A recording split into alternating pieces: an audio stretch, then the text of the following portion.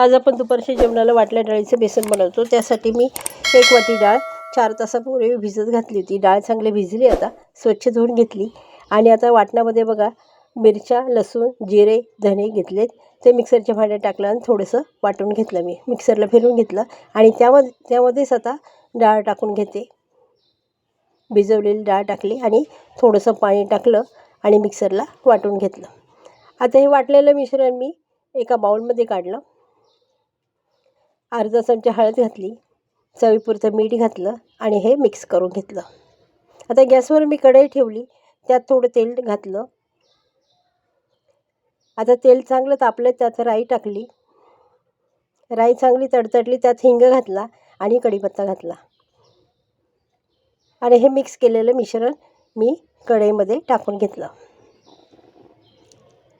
आणि चांगलं परतून घेतलं।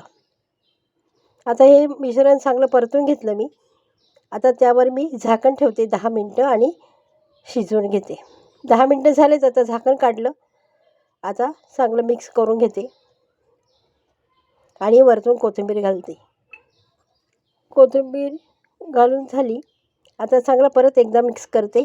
आता आपलं बेसन तयार झालं, मी सर्व केलं। रेसिपी आवडली असेल तर लाईक करा, शेअर करा, सबस्क्राईब करा। धन्यवाद।